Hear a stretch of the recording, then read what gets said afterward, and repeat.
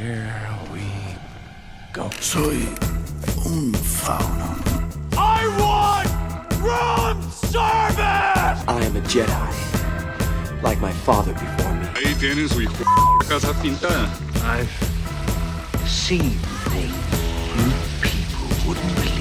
Bienvenidas y bienvenidos al primer capítulo de octubre en Cineasta en Alquiler, y como es justamente el mes del terror, de la fantasía, el suspenso, pues vamos a hablar de no solo una, sino dos películas significativas en el género de zombies, que es El Amanecer de los Muertos. Vamos a hacer una pequeña comparativa entre el clásico dirigido por el maestro de los zombies George Romero y el remake de 2004 dirigido por Zack Snyder. Pero como en todos los capítulos de este podcast, no lo haré solo. Hoy tengo un invitado muy especial, guionista, escritor, el creador de Terror Rolo, que justamente tiene una actividad muy bacana para que ustedes se animen a visitarla en este mes de octubre, pero más adelante les dará más detalles. Así que Javier Romero, bienvenido a Cineasta en Alquiler. Hola, Jan, y a todos los oyentes de este podcast tan bacano donde empezamos a hacerle autopsias a las películas de distintos géneros y pues en esta oportunidad vamos a hacerle una autopsia bien interesante a lo que es El Amanecer de los Muertos o Zombie, como se conoce en Italia. Sí, porque justamente esta es una película que reunió a dos titanes del terror de los setentas, que es el ya mencionado George Romero, que en paz descanse, y el maestro del terror italiano Dario Argento. Por ende, cuando se hizo esta película, se crearon dos versiones. Una versión norteamericana, que iba más hacia la visión de George Romero, y otra versión europea, que iba más hacia la visión de Dario Argento. De hecho, en internet uno puede encontrar ediciones especiales, algunas que se denominarían bootlegs, donde combinan las dos versiones para darnos una casi épica película de 2 horas y media, que tienen unos contrastes muy interesantes, pero que sorpresivamente no se sale tanto el mensaje que quiere decir George Romero. Entonces, Javier, ¿cuándo fue la primera vez que vio el clásico de 1978? Pues hermano, hablar de Dawn of the Dead es hablar del inicio de lo que sería el auge de los zombies en el mundo. O sea, es raro porque en 1978 un George Romero, que hizo La Noche de los Muertos Vivientes, The Night of the Living Dead, en Grove City, en Pensilvania, en alrededores, porque los zombies no son producto de Hollywood. Eso, eso es una mentira que ahorita quieren vender de que los zombies nacieron en Hollywood. No, los zombies eran despreciados totalmente en Hollywood, lo veían como la tontería más grande del mundo. Y fue así hasta inicios del siglo XXI, realmente. El desprecio de Hollywood hacia el género zombie era total. Si vamos a darle un lugar de nacimiento a los zombies, es dos lugares en específico. Pittsburgh, Pensilvania, y una pequeña locación que es como una ciudad adyacente que hace parte del condado, que se llama Monroeville. En Monroeville, Pensilvania, en un centro comercial, Josh Romero, después de dirigir La Noche de los Muertos Vivientes, pero antes de dirigir un programa infantil que se llamaba Mister Rogers, que es cerca al estadio de los Steelers de Pittsburgh, que es uno de los equipos de fútbol americano más importantes de Estados Unidos. Hay una estatua y todo este programa para que se den cuenta de la magnitud de este show infantil. Él fue director de eso, hace esa película y fue, o sea, para hablar de la película, para hablar del rodaje de esa película se podría hacer una película, porque eso fue súper precario, pedían permisos, el mall estaba abierto, los saboteaban, les hacían absolutamente de todo. Tuve la oportunidad de conocer este lugar porque en ese lugar funciona hoy en día el Museo de los Zombies en homenaje a George Romero, y la estatua de George Romero está ubicada en este lugar que es Monroeville. George Romero básicamente se la jugó toda. Apostó sus ahorros, lo que había ganado con Mister Rogers, que el señor Rogers nunca dejó de recomendarlo a él como un excelente director de comerciales. Se la jugó toda con esta película que realmente en los años 70 no tuvo tan buena acogida. Ya después es que la gente se da cuenta del valor que tiene esta película precisamente cuando en el año 2004 Zack Snyder hace el remake, que en mi opinión es la mejor película de Zack Snyder. En mi opinión. Y lo curioso es que es su ópera prima, ¿no? Sí, pero hay que tener en cuenta que es la ópera prima de Zack Snyder como director, porque también él venía del mundo de los comerciales y de los videos musicales, y el guión fue escrito por James Gunn, que venía de escribir para La Troma, que es como... hay cine B, cine C, La Troma es como cine clase Z, especialmente con títulos como El Vengador Tóxico y Sergeant Kabuki Man o Class of Nukem High, y que también James Gunn, después de salir de La Troma, escribió las películas de Scooby-Doo. Entonces la gente decía, este man que inventa, o sea, pero terminaron haciendo una dupla muy interesante que hizo un remake que a mi parecer es también una de las mejores pelis de Zack Snyder y también una de las mejores pelis de zombies de esa época, porque es que es cierto lo que dices, más o menos hacia los 2000, o yo diría más que todo como entre los finales de los 90 y los 2000, porque recordemos que a finales de los 90 empezó a surgir el videojuego Resident Evil y George Romero en algún punto de su carrera dirigió un comercial, una promo para promocionar este videojuego que fue financiado por Capcom y en algún momento estuvo también fichado para dirigir una adaptación al cine del videojuego,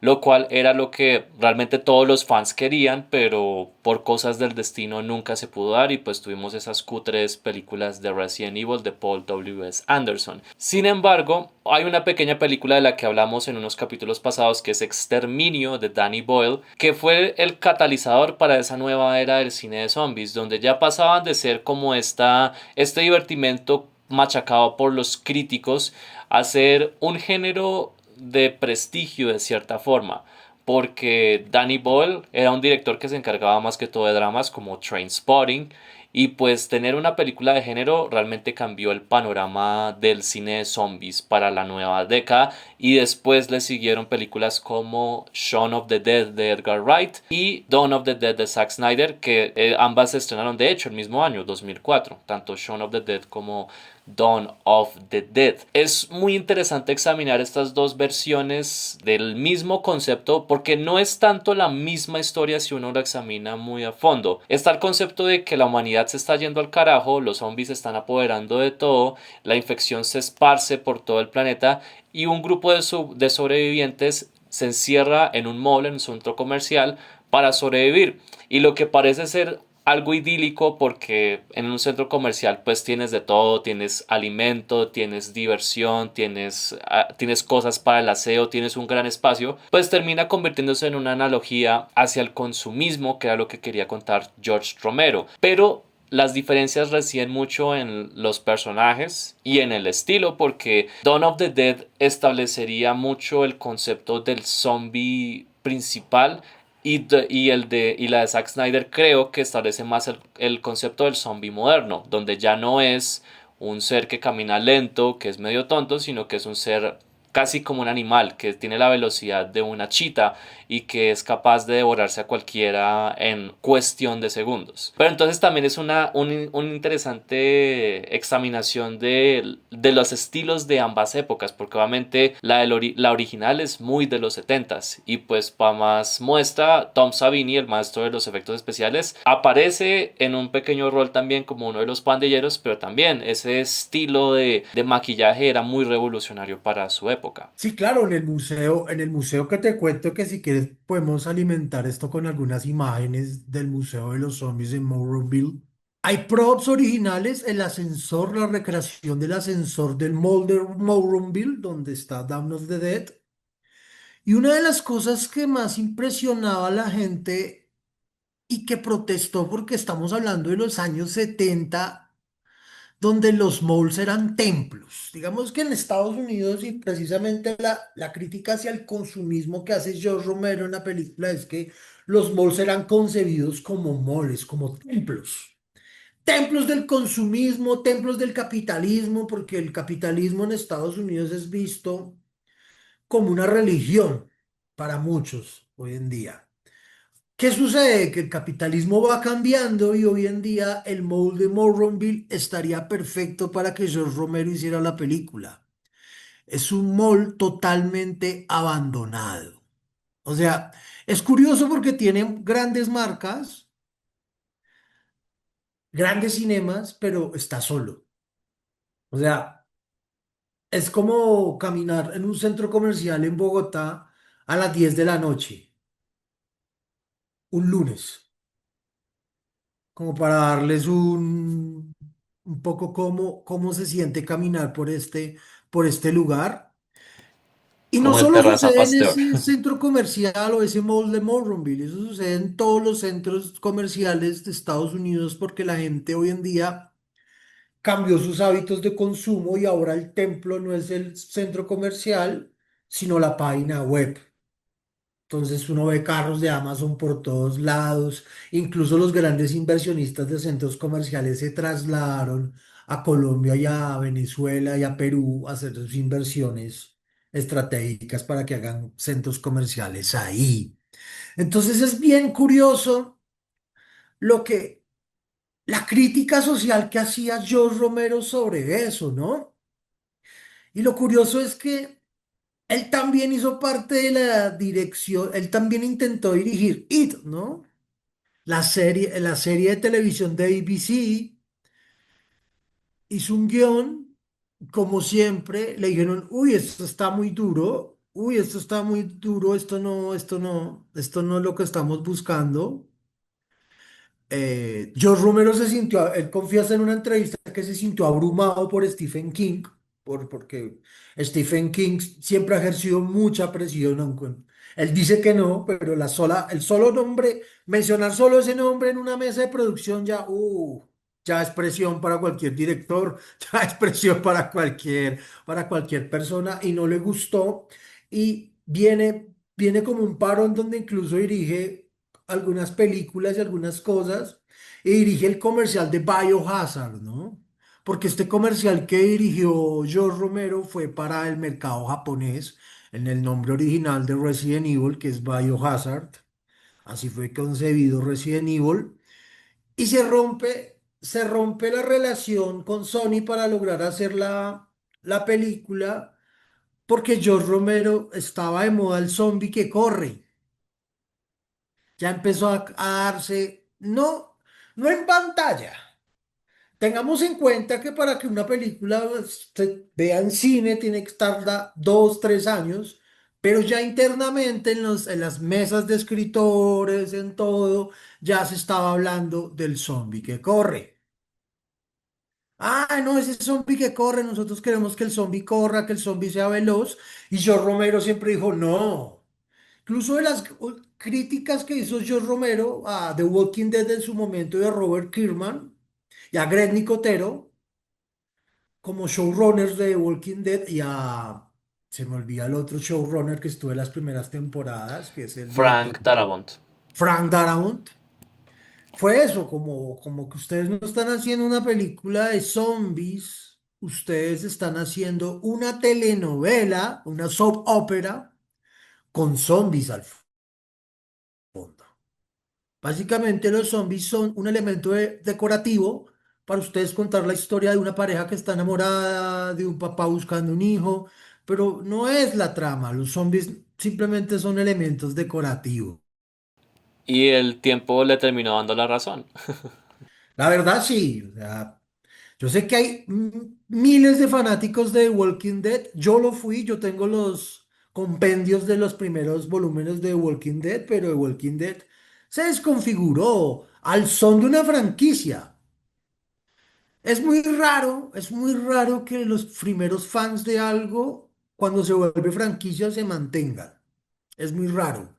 Llegan nuevas y nuevas legiones de fans, pero los primeros fans generalmente se alejan porque saben que el producto y la naturaleza cambió. Y eso sucedió con The Walking Dead. Y hasta de cierta manera sucedió también con otras franquicias como Game of Thrones, por ejemplo. Que ahorita se vienen otras temporadas de La Casa del Dragón y se vienen otros spin-offs, pero la gente no está tan emocionada como lo estaba hace 10 Y años vamos a cuando estaba ver, la serie original. y vamos a ver si hay zombies, ¿no? Porque si algo tenía, y esa gran amenaza que había en las primeras temporadas de Game of Thrones eran los caminantes blancos, que eran los zombies, ¿no? Y cómo lo solucionaron, pero bueno, eso tiene una trasescena que era que Wise y Benioff habían firmado un nuevo contrato con Netflix y hubo un raye muy grande y básicamente los últimos episodios de Game of Thrones los escribieron los asistentes de ellos y se nota. Oh, sí. Es bastante. Ahí está el tema, pero bueno, enfoquémonos y volvamos a ese mall de Monroeville, el año 1978 y si no me equivoco, el mall es en Pasadena, California. Creo que es en Pasadena, California, el de Dawn of the Dead del año 2004. De hecho, Zack Snyder, él vive todavía vive en Pasadena, California. Y ahí es donde también estableció su empresa con la que sería eventualmente su esposa Deborah Snyder. Digamos que esta era la década en donde se estaban empezando a ver otra vez el tema de los remakes. Porque es muy curioso que en los 80 tuvimos un gran auge de remakes de películas de los 50, como el caso de La Mosca, de La Cosa del Otro Mundo, etcétera, etcétera. Y en los 2000, entre los 2000 empezamos a ver remakes de películas de terror como entre los 70, de los 80 o incluso los remakes de las películas de terror japonesas como Ju-On o Ringu. Y en el caso del Amanecer de los Muertos era un proyecto que estaba básicamente como en desarrollo por mucho tiempo. Creo que lo que hace chévere a esta versión de Snyder es que para mí un remake funciona cuando toman la idea principal pero se encargan de hacer su propio estilo, no están replicando cuadro por cuadro lo que hizo a la anterior película grandiosa como lo que le pasó a Gus Van Sant con Psicosis, que se puso a calcar los icónicos planos de Hitchcock y lo que hizo fue un despelote, o sea, tan solo castear a Vince Vaughn como Norman Bates, o sea, ese fue uno de los casts más extraños, la verdad. Y Vince Vaughn creo que es un buen actor, pero en el rol indicado. Y no, él no es Norman Bates.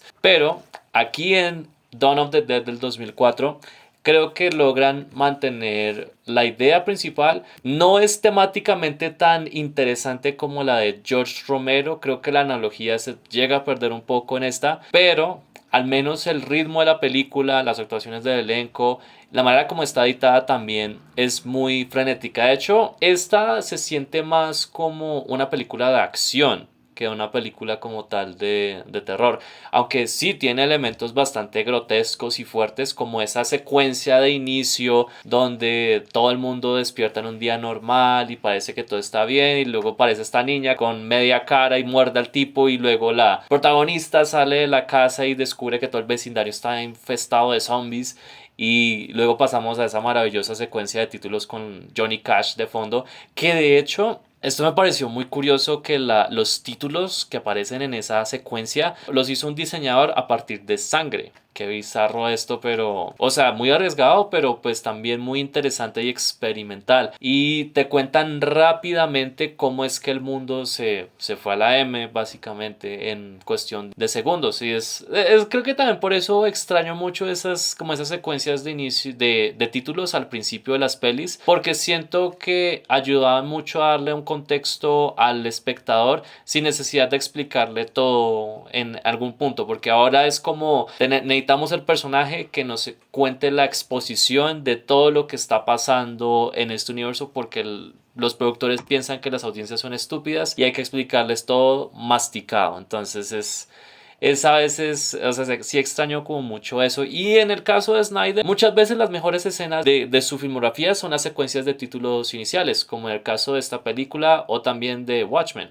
que también Watchmen hace un gran trabajo de mostrarte este mundo alterno de Estados Unidos, sin necesidad de que tú estés leyendo como un montón de cosas o que haya un personaje que te explique, no, es que en este mundo Estados Unidos ganó la guerra de Vietnam, no, es que en este mundo el comedian mató a Kennedy o el Doctor Manhattan llegó a la luna antes que los astronautas del Apolo 11. Es como, ya con imágenes te muestra perfectamente cómo es este mundo. Y pues no sé si le pareció curioso que la canción Down with the Sickness es usada dos veces en esta peli.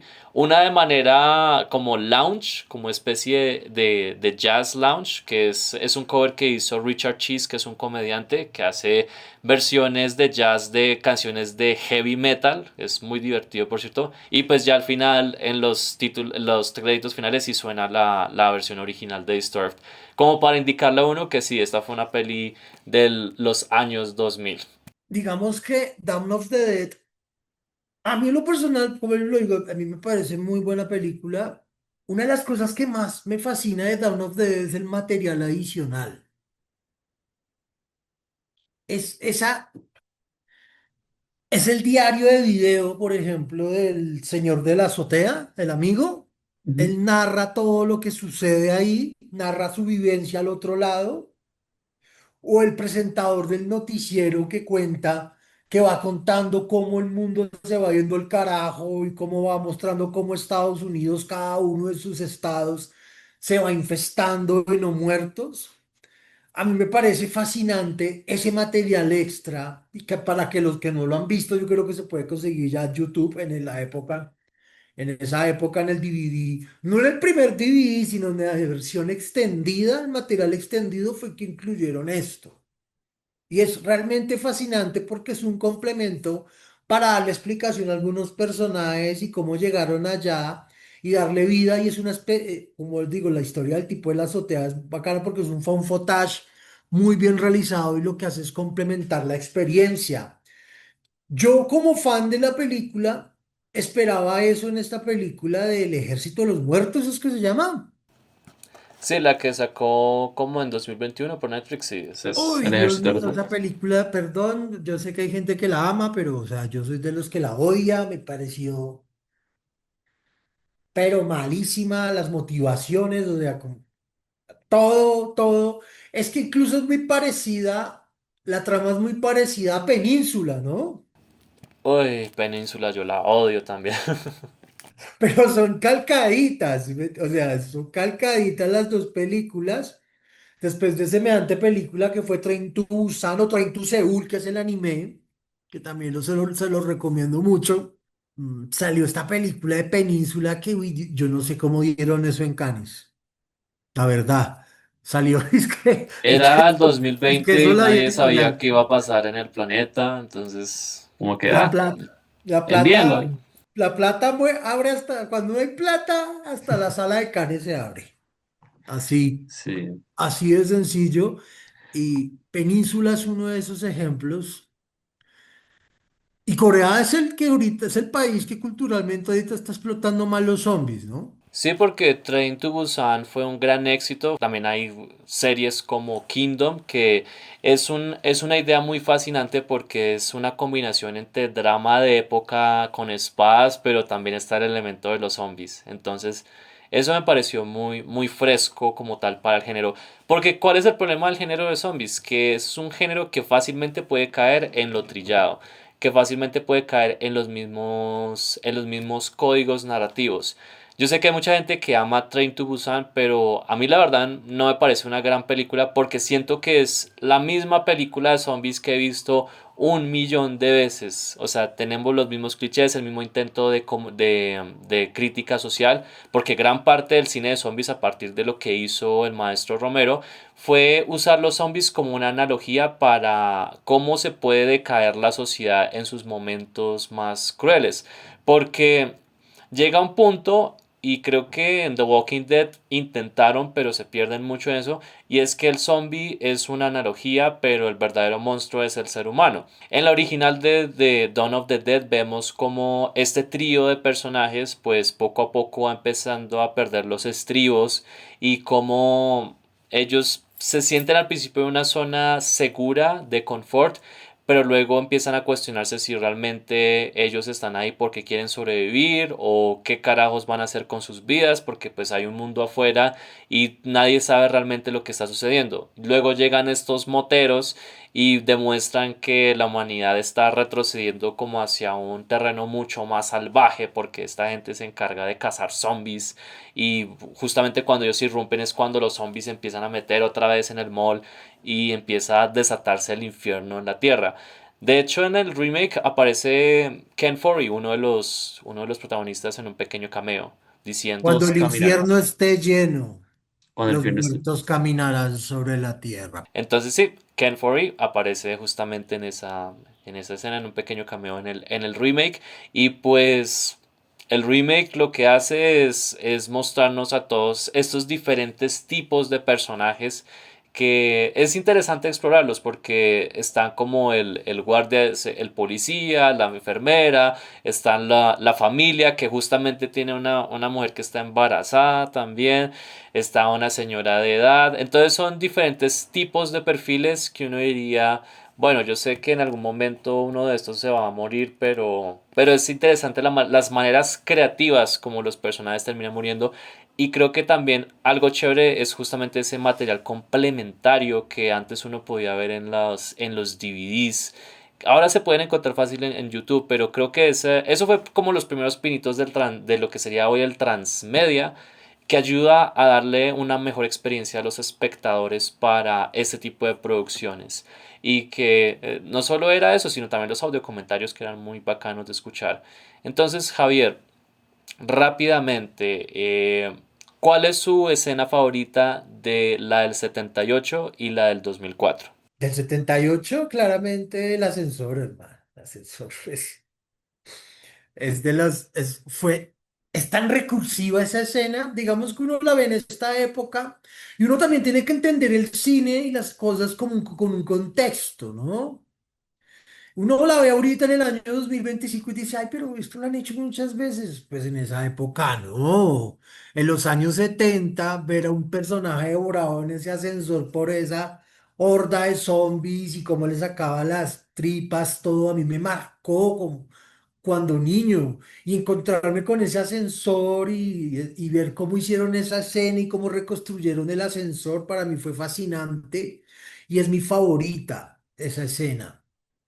Del 2004 la secuencia inicial es muy buena y esa inclusión del bebé zombie es tremendo. Ojo que no era el primer bebé zombie, ¿no? Hay mucha gente diciendo que generalmente son los superfans de Zack Snyder que tiene su culto, que a veces son como fastidiosos. Zack Snyder fue el primero en hacer un bebé zombie. No, no, no, no, no, no, no, no. El primero en hacer un bebé zombie se llama Peter Jackson en la película Brain Dead, o conocida en español como Tu mamá se comió a mi perro. Literal se llama así. No es un chiste, literalmente le pusieron así en español. Así se llama, y ahí aparece el primer bebé zombie. Es una película clase B. El clase B es como esa preparación previa que tienen muchos directores para hacer cosas, y es que tienen la inquietud de hacer cosas y se preparan para hacer eso. Peter Jackson, antes de hacer El Señor de los Anillos, hizo esa, hizo Bad Taste, que es una película de extraterrestres, de muy bajo presupuesto también en Nueva Zelanda. Pero volviendo a hablar de esa escena del bebé zombie y, todo, y la tensión y todo lo que sucede realmente es fascinante. Y el elenco a mí me gusta mucho, la verdad. Creo que hay grandes actores ahí. Tal vez no ninguno logra brillar como estrella o en la actualidad, pero creo que dejaron una huella bien importante de lo que es la cultura zombie en ambas películas. Entonces me parece bien importante lo que hicieron cada uno de ellos. Por ejemplo, en la del 78, Ken Ford, Scott Reiner y esas apariciones especiales que tienen cada una de estas personas, Tom Savini. Que Tom Savini siempre fue el mejor amigo, el más entrañable de George Romero y por eso su remake de La Noche de los Muertos Vivientes quedó tan bien, ¿no? La del 1989. Ujú. Sí, con el maestro Tony Todd, que en paz descanse. Y pues por mi parte, del 78 creo que también la escena del ascensor es icónica, es brutal. Aunque ese desmembramiento creo que lo hicieron mucho mejor en la siguiente entrega de la trilogía, que fue El Día de los Muertos, donde es mucho más detallada y bueno, algún día tendremos que hablar de esa peli y de la trilogía en general. Pero esa del 78 comparto, también es mi escena favorita. Y del 2004 creo que sería la escena inicial, la que más me gusta. Es bastante tensionante, es un buen opening a lo que se vendrá con esta peli. Y pues sí, ambas son una muy buena experiencia. Son dos películas totalmente distintas en estilo.